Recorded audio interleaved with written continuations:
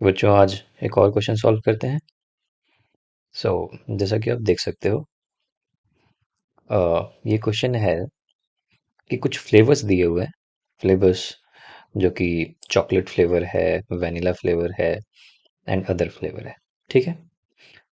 और ये बता रहा है कि percentage of student preferring the flavour. 50% chocolate flavour को प्रेफर करते हैं, उनको अच्छा लगता है। वनीला 25% लोगों को अच्छा लगता है और बाकी के अदर फ्लेवर्स 25% लोगों को अच्छा लगता है। अब इसमें करना क्या है? करना ये है कि ग्राफ बनाना है। कौन सा ग्राफ बनाए सर? सो पाई चार्ट बना देते हैं। ठीक। कैसे समझें कि पाई चार्ट बनाना है? क्या हम इसमें बार ग्राफ भी बना सकते थे क्या? हाँ, बार ग्राफ भी बना सकते थे। कैसे बनाते हैं बार ग्राफ, देखो तो। अगर बार ग्राफ बनाना होता तो क्या करते? दो लाइन खींचते ऐसा, है ना। और मेरे पास दो चीजें क्या है? एक तरफ है फ्लेवर्स, किस किस टाइप के चॉकलेट के फ्लेवर्स, और एक तरफ है परसेंटेज। परसेंटेज है ना। तो देखो, यहाँ पे मैं लिखूंगा फ्लेवर्स और ऐसे करके एरो बना दूंगा। एरो बनाया क्यों? क्योंकि मैं बताना चाह रहा हूँ कि ये जो लाइन है, ये वाला जो लाइन है, इस एरो को बना के बता रहा हूं मैं कि ये जो लाइन खींचा हुआ है ऐसे, ये वाला लाइन फ्लेवर्स को बताता है, इसलिए मैंने फ्लेवर लिखे और ऐसे एरो बना दिया। ठीक। ओके। तो यहाँ पे फ्लेवर्स में क्या क्या है? चॉकलेट, मैं लिखूंगा चॉकलेट। चॉकलेट। ओके। और क्या है जी? वेनिला, तो वेनिला लिख दूंगा। और क्या है जी? अदर्स, तो मैंने अदर्स लिख दिया। अब इस वाले एक्सिस पे क्या लिखूंगा? इस वाले एक्सिस पे है कि percentage of student preferring the flavour. मैं यहाँ पे लिखूंगा परसेंटेज। परसेंटेज, या परसेंटेज लिखने की जगह ऐसा भी बना सकता था, क्योंकि मैथ में इसका मतलब भी परसेंटेज ही होता है, सिंबल है। सो परसेंटेज ऑफ स्टूडेंट, ठीक है, favouring, favouring flavours, right, flavours, ये लिख दूंगा और एरो बना दूंगा। तो इसका क्या मतलब हुआ? इसका मतलब है कि ये जो लाइन है, ये वाला, इस एरो से बता रहा हूं मैं। और इस लाइन पे क्या दिया हुआ है? इस लाइन पे दिया हुआ है कि percentage of student favouring flavour, कितने परसेंट जो है चॉकलेट को फेवर करते हैं।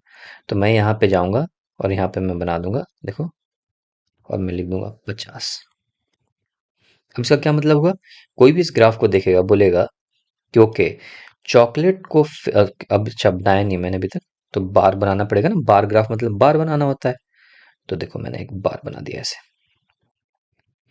और मैं बोलूंगा कि इस बार का जो ऊपर वाला बिल्कुल टॉप पोर्शन है वो 50 पे आके रुकता है। इसका मतलब चॉकलेट को पसंद करने वाले 50, लेकिन 50 क्या, 50% बच्चे हैं, क्योंकि मैंने पहले लिख दिया है percentage of student favouring flavour. मैंने ये नहीं लिखा कि स्टूडेंट फेवरिंग, अगर सिर्फ ये लिखा होता तो स्टूडेंट फेवरिंग फ्लेवर, तो इस ग्राफ का मतलब क्या होता? इस ग्राफ का मतलब होता कि चॉकलेट को पसंद करने वाले 50 बच्चे हैं। लेकिन यहाँ तो 50 दिया हुआ नहीं, यहाँ तो परसेंटेज दिया हुआ है। हाँ, अगर जो ये बोलता यहाँ पे कि टोटल 100 बच्चे हैं, तो ये तुम्हारा सही होता। लेकिन हो सकता है ना कि मान लो स्कूल में 500 बच्चे हों, अब 500 बच्चों का 50% कितना होगा? 250। तो इसका मतलब चॉकलेट को फेवर करने वाले अगर 500 बच्चे का स्कूल है तो 250 लोग हैं। लेकिन तुमने तो यहाँ पे 50 बनाया है, तो इसलिए मैं लिख रहा हूँ यहाँ पे परसेंटेज। पहले मैं बता रहा हूँ कि भैया ये परसेंटेज है, ये 50-50 नहीं है, बल्कि ये 50% है। ओके। वैनिला कैसे बनाएंगे? वैनिला बोल रहा है 25%, तो मुझे पता है कि 50 से तो नीचे है 25, यहाँ पे कहीं रहा होगा 25, तो मैं लिखूंगा 25। और फिर मैं ऐसे ऐसे डॉट करके जाऊंगा।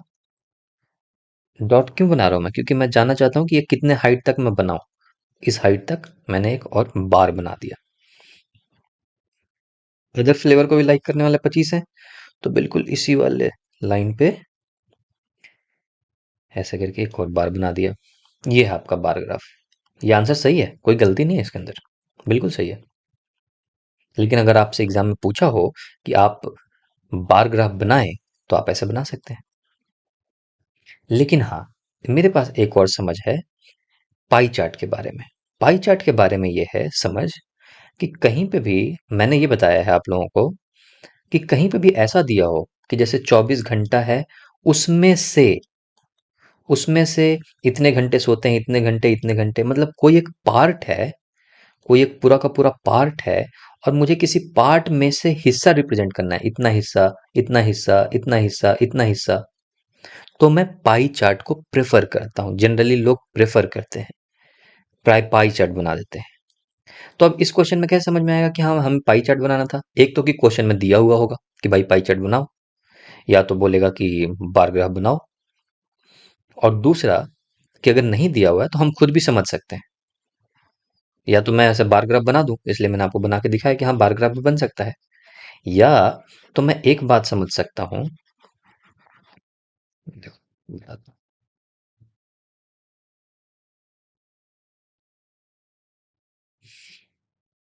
ये समझ सकते हैं बच्चों कि ये क्या दिया हुआ है ओवरऑल, कि percentage of students preferring flavour.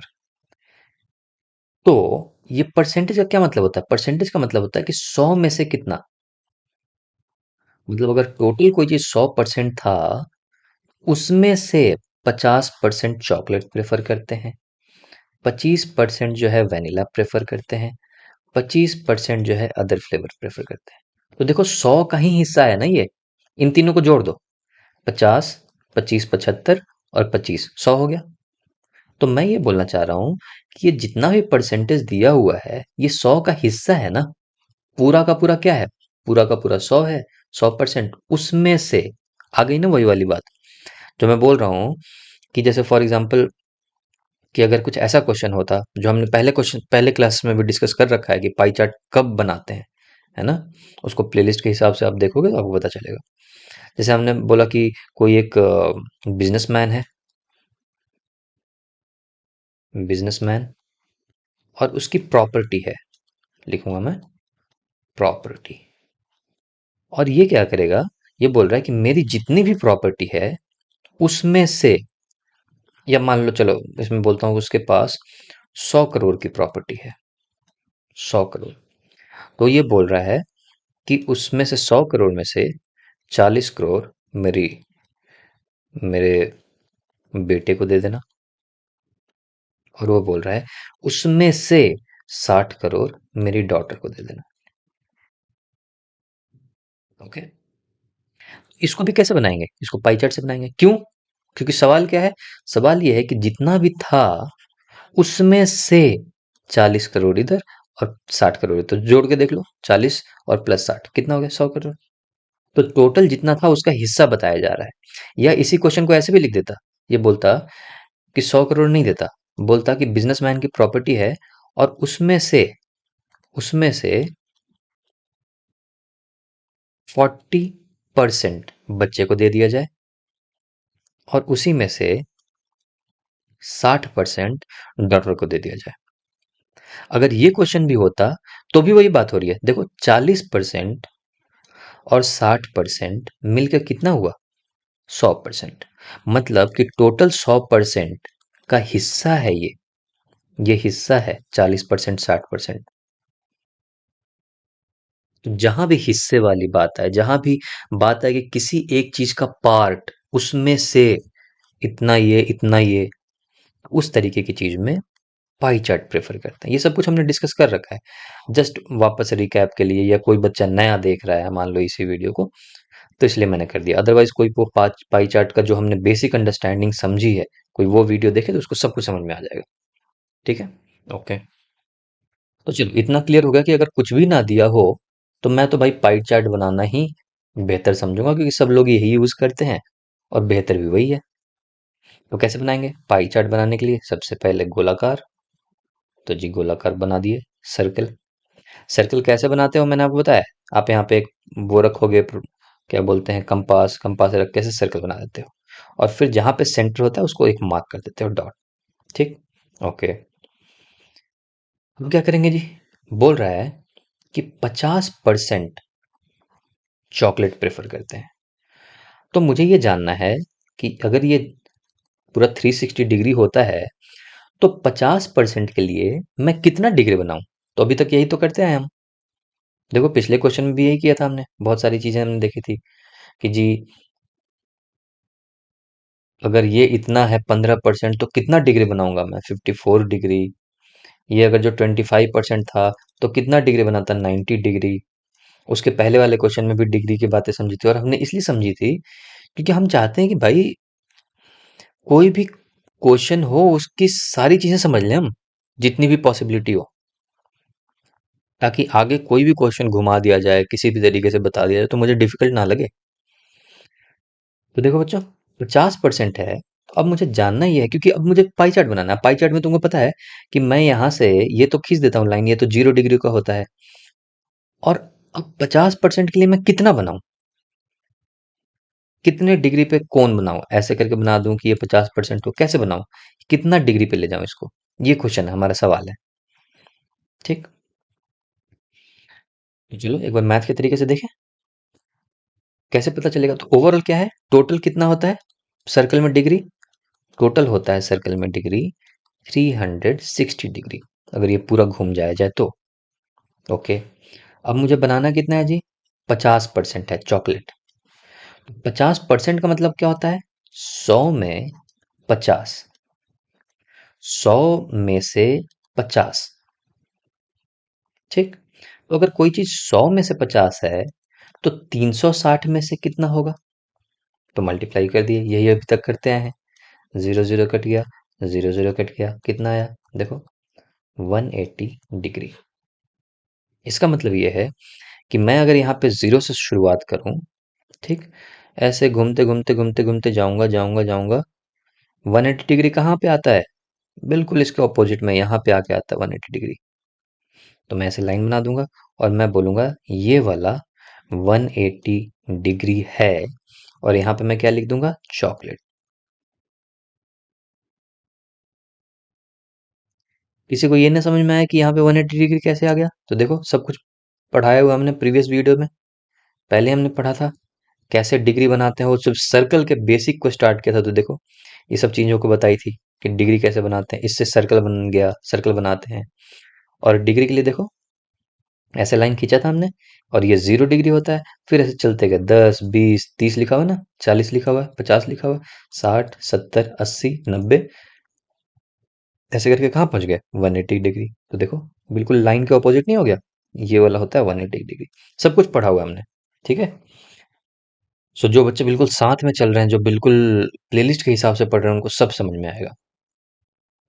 So we are here, हमने बना दिया जी। और हमने यहाँ पे लिख दिया चॉकलेट। मतलब केक का ये वाला जो हिस्सा है, ये वाला, ये ये पूरा हिस्सा, ये चॉकलेट को बताता है, या पाई चार्ट का ये वाला हिस्सा चॉकलेट बताता है। इसलिए मैंने ऐसे करके 180 डिग्री लिखा और चॉकलेट लिख दिया। और चाहो तो इसमें तुम 50% भी लिख सकते हो। 50%। ठीक हो गया? क्लियर? अब यहाँ पे मैं तुम्हें एक चीज और बताना चाहता हूँ। अगर मैं नहीं कैलकुलेट करना चाहता ये चीज, तो क्या हम कुछ अपने दिमाग से सोच करके बता सकते थे कि ये कैसे, ये कितने डिग्री पे बनेगा? मान लो ये कैलकुलेट नहीं करना होता तो। ये सब कुछ मैं क्यों बता रहा हूँ बच्चों कि मान लो कैलकुलेट नहीं करना होता? क्योंकि जब आप आगे जाते हैं ना, जब आप कॉम्पिटिटिव एग्जाम्स देते हैं, तो आपका यही छोटी छोटी बातें जो हैं आपके काम आती हैं। बाकी लोग कैलकुलेशन से कर रहे होंगे, आपने अपने दिमाग से कर दिया होगा, क्योंकि आपको आपकी समझ बेहतर है। इसलिए मैं ये सब कुछ अभी अभी से सिखा रहा हूँ आप लोगों को। चाहता तो मैं यहाँ पे छोड़ देता, हाँ ठीक है, आंसर तो आ गया ना, 50 डिवाइडेड बाई 100 किया, इंटू 360 किया, 180 डिग्री आ गया। 180 डिग्री पे मैंने बना दिया और ये मेरा चॉकलेट हो गया, चॉकलेट वाला हिस्सा हो गया। लेकिन मैं बोल रहा हूँ कि क्या मैं ऐसे सोच सकता था बिना बिना ये कैलकुलेशन किए हुए? हाँ सोच सकता था। देखो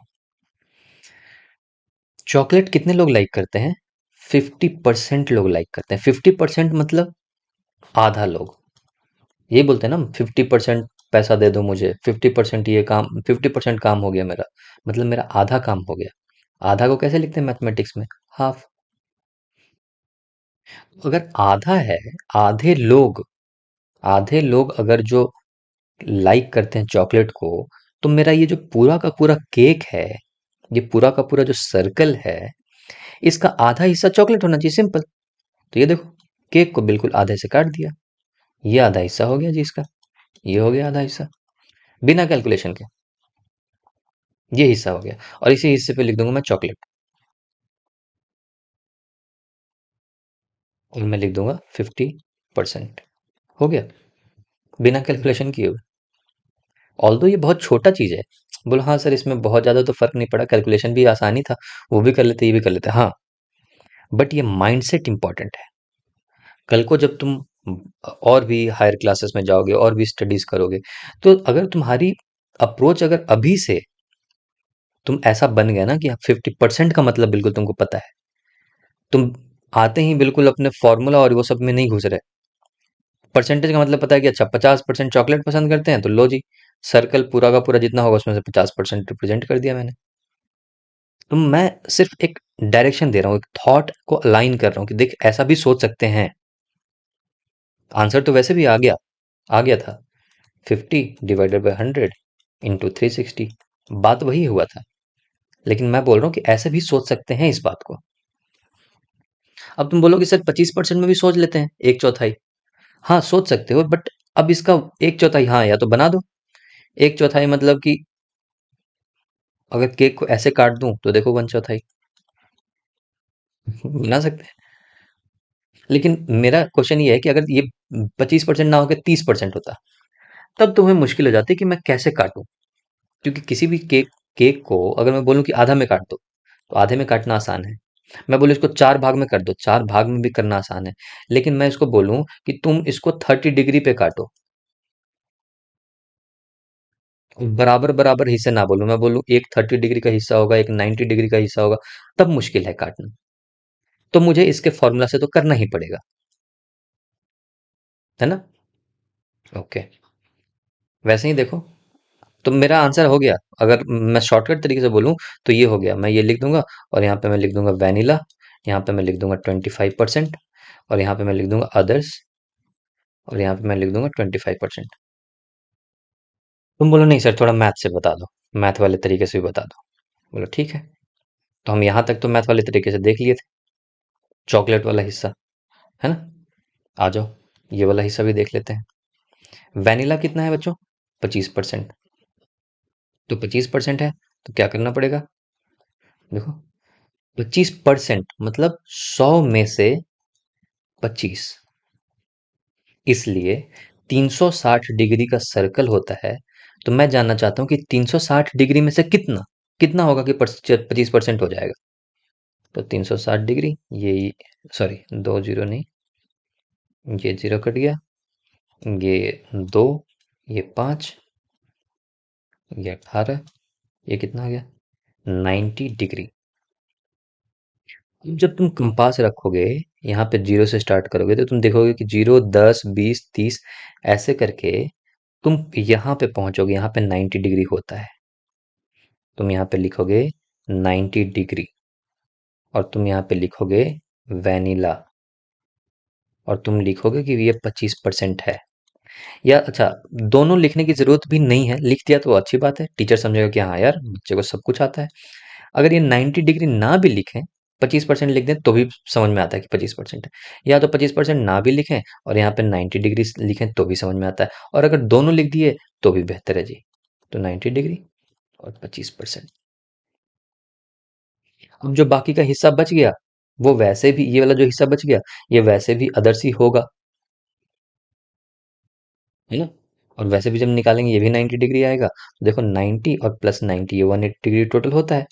तो यहाँ और ये भी 90 डिग्री, और यहाँ पे लिख दूंगा मैं अदर्स, और यहाँ पे लिखूंगा 25%।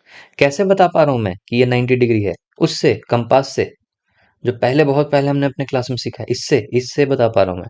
मुझे पहले से ही ज्ञान है कि भैया 90 डिग्री यहाँ पे होता है, देखो, यहाँ से आए, यहाँ पे है ना 90 डिग्री, तो लगभग कुछ ऐसे हो रहा है ना। तुम कंपास रख करके बनाओगे तो ऐसे ही बनेगा, ऐसे बनता है 90 डिग्री, ये है 90 डिग्री। ओके जी, तो ये हो गया जी मेरा आंसर, ये बन गया क्वेश्चन का आंसर। और वही में हमने पहले बनाया था, हमने पहले अपने दिमाग से बना दिया था। हमने बोला अच्छा 50% है, 50% है मतलब केक को लो, केक को लेके सबसे पहले तो आधा हिस्सा कर दो, ये आधा हिस्सा चॉकलेट, मैं लिखूंगा सीधा चॉकलेट, और मैं लिख दूंगा 50%। बोला 25%, 25% मतलब एक चौथाई। कैसे बता रहा हूँ मैं एक चौथाई? मैं बोल रहा हूँ 25 100 का, 100 में से 25, अब देखो तो 100 काटो तो 25 फोर जा 100, 1/4, मतलब किसी चीज का एक चौथाई। अगर एक लकड़ी है 1 मीटर का, इसको चार टुकड़े में काट दो, एक, दो, तीन, चार, देखो, एक टुकड़ा, दो टुकड़ा, तीन टुकड़ा, चार, ये चारों 25-25% है, एक एक चौथाई है। तो मैं क्या करूंगा, हर टुकड़ा एक चौथाई है, ये 25% है, ये भी 25% है, ये भी 25% है ना, एक एक चौथाई है ना, एक चौथाई, एक चौथाई, एक चौथाई, एक चौथाई। वैसे ही अब देखो, केक को चार हिस्से में काट देते हैं पहले तो। देखो, ये एक हिस्सा, ये 25%, ये भी एक हिस्सा 25%, इसलिए 25-25 मिला के ये टोटल हिस्सा 50% हो गया। ये भी 25% है, तो मैं इस वाले पैसे लाइन खींच दूंगा, और मैं लिखूंगा ये भी 25% है, मैं यहाँ पे लिखूंगा 25%, और मैं यहाँ पे लिख दूंगा वैनिला। ये वाला भी 25% हुआ, इस पे मैं लिख दूंगा अदर्स। मेरा आंसर हो गया, लो, बिना कुछ किए हुए। ठीक, ओवरऑल बहुत दम, कोई दम वाला क्वेश्चन नहीं था, लेकिन इंपॉर्टेंट ये है बच्चों कि हमेशा अप्रोच ये रखो। मैं ये बोलना चाह रहा हूँ, दम वाला क्वेश्चन हो, बिना दम वाला क्वेश्चन हो, अप्रोच अगर तुम्हारा जिंदगी में ये है, या क्वेश्चन के प्रति ये है, तो तुम हार्ड से हार्ड क्वेश्चन यार, हार्ड से हार्ड क्वेश्चन जो है आप बहुत आसानी से बना पाओगे। मुझे याद है जब मैं छोटा था, 10th में, 12th तक के क्वेश्चंस बनाता था मैं, बिकॉज अप्रोच समहाउ ऐसा ही था जैसा मैं आज आप लोगों को पढ़ा रहा हूँ। कोई भी क्वेश्चन लेता था, उसमें सारी चीजें पहले मैं देखता था कि ये अगर ऐसे होता तो, ये नहीं होता तो, ऐसे हो पाता तो,